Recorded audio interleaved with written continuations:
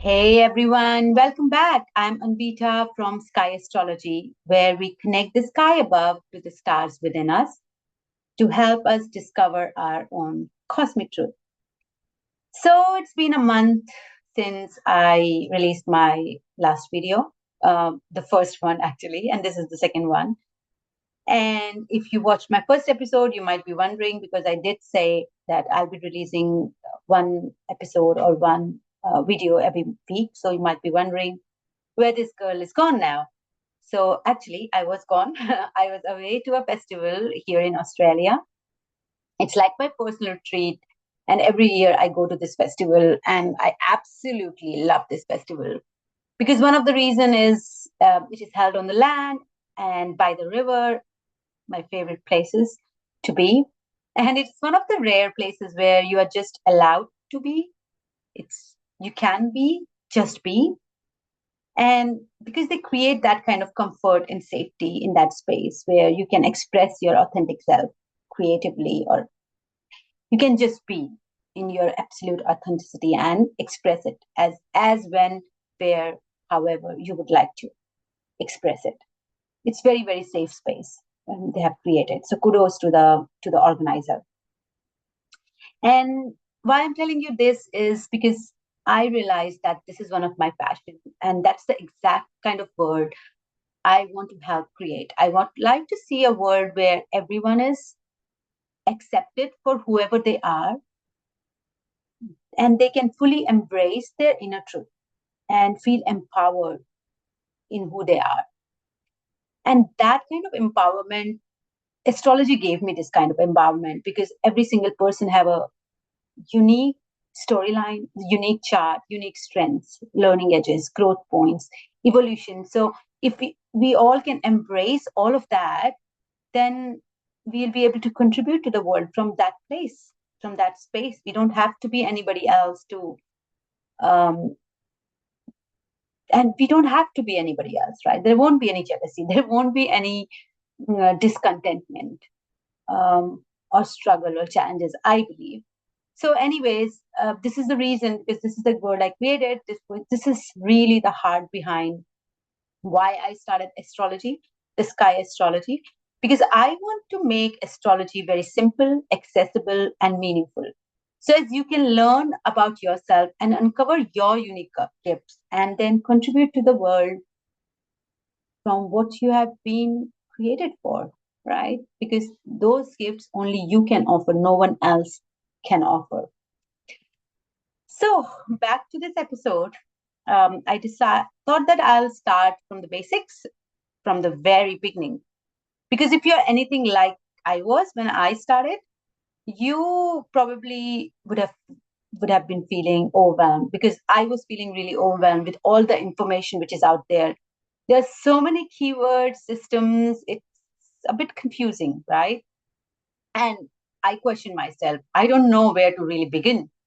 And that's the reason I paid that many dollars to study astrology. But I feel that astrology is such an important tool to have in your kitty.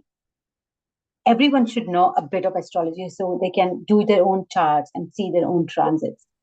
I decided that maybe this episode I'll guide you step by step through creating your birth chart and talk a little bit about your sun sign because most of the people know about the sun sign then and what it means for them. And so, what sun actually means, because there are 9 planets, there's signs and the houses. So, there's a lot to astrology than sun sign, but actually, what sun sign really means. So, we'll talk about it, right? So, first thing first, let's start with your birth chart, which is also called your natal chart. And I would say it's the snapshot of the sky at the exact moment you were born. So, let's start. This is how your birth chart looks like. So, actually, one of the best website I have found is astro.com. I love this site. It's free, detailed, beginner friendly. So yeah, so you can create your profile in there. I've created Sky Astrology. You'll be directed to this page and just add new data. So what you need, gender. I don't know how important it is. your birth date, let's say 28th of April, right? We are on 28th of April, 2025. That's today. I'm creating this video, and it's 3:39. So it's actually 15:39. 39. And yeah, Australia. Sorry, Australia, and it's Melbourne. That's where we are. Okay, so that's your chart created. So if a child is born today at this time, this is how their chart would look like. Well, this is the chart, how it looks. So yeah, people might ask, it's very important to know the time of birth, and the reason is the houses. I'll go through it. So there are three main layers to astrology. It's the planets. The planets are in the signs and they are in the houses. So planets and the signs remain same if you don't know the time, but not the houses. And why they're important. Basically, astrology is these three components, and it's the dynamic interplay between these three elements. Together, they form your story, your unique pattern, your cosmic blueprint. That's what makes you you, right? So the planets, there are 9 planets, they are the what? They're very important. They are the energies or forces at play. So they are, let's say, the characters in your play. For example, sun and moon, because last night was new moon, so sun and moon are together. So the sun is your ego, the moon is your emotion, Mercury is your mind, how you communicate, Venus is your love language, your beauty, what you value, the Mars is your motivation and desires, your drive to take action. Then there are heavier planets like the Saturn, Pluto. They are intergenerational planets. We'll talk about them in future episodes, but these 4 planets are also important. They are heavier. They move slowly in your chart, and they define the trajectory of your chart as well, of your life. And these planets, the what's are in the signs. The signs add the style or flavor to these planets, the how these planets will express themselves. For example, let's say Mars. If you take Mars, as I said, they are the drive and the action. And if they are in Leo, you will be very bold. It's the lion. You will be very expressive, how you take action. You will have the motivation. It's a fire. It's fire. So you'll be very motivated to take action. That's my dog. And then if it is in, let's say, Piscean, it will change. The Mars in Pisces is more sensitive and intuitive. It's the same planet, but the energy signature changes. So it will not be out there, it will be inwardly focused. Their actions will be inwardly focused. They'll be very sensitive to the energy outside. If it's in Cancer, it will be emotionally controlled. So you will be more impulsive. You will act with your emotions. So the same planet, as I said, it's differently expressed. Now these planets are in the houses. This is where these energies show up. Is it the career, which is the 10th house? Is it the home, which is the 4th house, the IC? Is it the relationship, which is the 7th house? Is it your personal I, which is the 1st house? So like for example, this Mars is in 11th house. So if it is in 11th house, it's the community, it's the friends where your Mars will be activated, right? If your Mars is in 10th house, let's say, it's your career. That means your drive is strongly tied to your work or your public image. So these 3 layers and the different archetypes associated with it, once you understand it, which I'll take you through in future videos, astrology will make more sense to you, right? You don't need to memorize a million things or a zillion things. You just start with these 3, and you already will be on your way to reading your chart. It's Just that if you learn how to make form patterns, it will be much easier for you to understand astrology. But as I said, that this is how the chart looks like, and this is how you create it.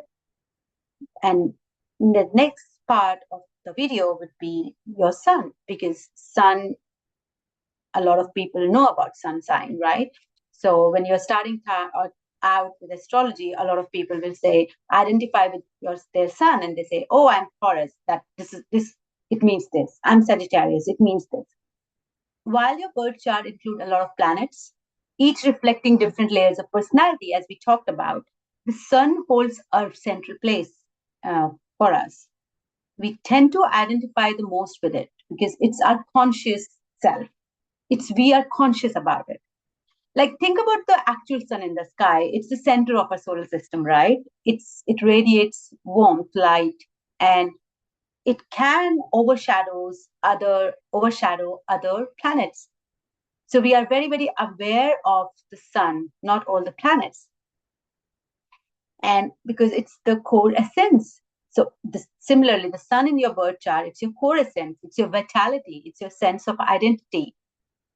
And the sun says, this is who I am, and this is how I want to be seen, right? But it's not just who you are deep down, it's who you know yourself to be, it's who you are becoming.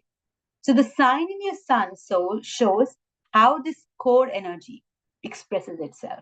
For example, the sun in Aries, as we saw, you express yourself boldly, you are courageous, have leadership qualities, you're passionate, sometimes impulsive too. But if you are Virgo sun, you will be more service oriented, attention to detail, perfectionist. You want to be perfectionist. I don't know what perfectionism is. We all are experimenting with life, but thoughtful, organized actions. So that's often we resonate with sun sign, right? And because it's conscious, you are very aware of it. But then the house your sun is, like in that chart, the sun is in seventh house. So if it is in seventh house, that's your relationship. Your identity is tied to your relationship. It's an important part of your life. If it's 10th house, your career or public life, your identity is deeply tied to your work and how you're perceived. If it's in fourth house, which is the family, your inner emotional world, that's where you get your sense of self from. So the sun's house reveals where you feel most alive, where your presence light things up, where you're meant to take up space and take action, right? It's an active force, not a reactive one. To feel fulfilled, you have to activate your sun. We need to take conscious action in the area of life it touches, right? But as I say, with everything, there's an conscious self and it's an unconscious. So I don't believe in that ego is a bad thing. Ego is important for you to get up every morning and do the thing which you want to do. So it's important. Ego is important, but are you conscious? Your ego is conscious or your ego is unconscious? So when your ego is unconscious, you will be too attached to that ego or to that identity which sun represents. And that identity can sometimes become too rigid and you would not want to see other things. Like, for example, an Aries sun might say, I'm the strong one, the leader, the, um, uh, courageous, right? They might take impulsive, rash decisions. But let's say if the Aries sun is in relationship, they will take action in relationship. They want to lead in relationships, but they will not want to show their vulnerability. They will not want to, they're not conscious. They would not want to create something together. It's seventh house, right? It's the relationships, which is give and take. So they will not show their vulnerability, might not want to if they're not conscious about it. Capricorn sun, they are responsible one, the successful. They want to achieve, they want to take responsibility for the things. But they also, if it's in 10th house, they can fear failure, right? So they might not go beyond their comfort zone because they are afraid of failure. So that's how you see it. even in the house, you can get attached to that identity. For example, it is in 10th house, you can over-identify with your career. And setback at work might feel like a blow to your entire sense of self. And if it's in fourth house, it's like your family. You can over-identify with your family, and you don't see other things which is there in your chart. So that's why identity or the ego can become a trap. So a conscious person will use it as a tool rather than a trap, because it knows that your identity is not one dimensional. It's a spectrum. That's what astrology says. It doesn't say that you have a fixed identity. It's a spectrum of evolving energies. If you look at your chart, we have access to all the signs. If one of your planet doesn't sit in, let's say, Aries, if your sun is not Aries, you might feel, oh, but I'm not courageous or bold enough. Oh, well, if you have Aries in your chart, if one of your planet might be sitting in Aries, so you have access to that energy, or when one of your house definitely will be in Aries. So all the planets, all the energies are in your chart. So because you are a fluid, evolving being, like the planets in the sky, they're moving, right? Everything is moving in the skies. You are just more beyond the fixed labels. You're a multi-dimensional being. So astrology invites us to explore the full range of our chart, not just the sun sign we have always associated with, but other planets, the houses, the aspects, right? This is where I believe in astrology, the transformation begins. Yes, your sun wants you to shine, but not at the cost of authenticity. You are meant to evolve just like the sun and the planets moving around the sun. You are meant to move, shift, and grow.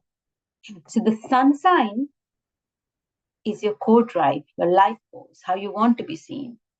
It's your confidence, your esteem, your desire to express your true self.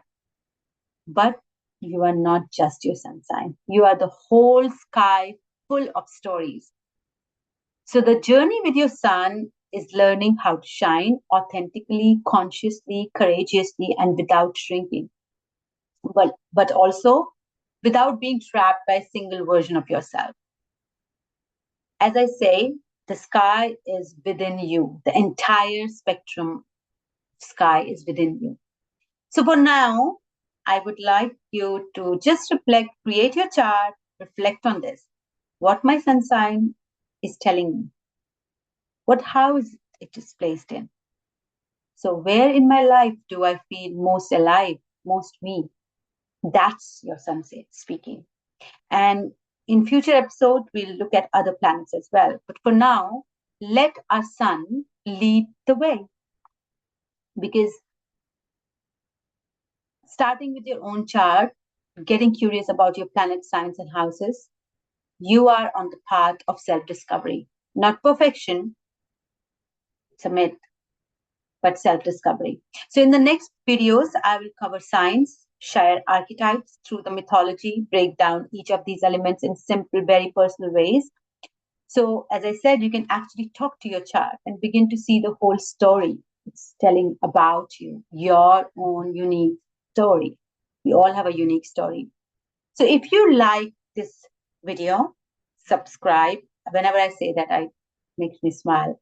So subscribe and hit the bell icon so you don't miss the next steps in your astrology journey. And remember, the sky within you holds your cosmic truth. Thank you. Bye-bye.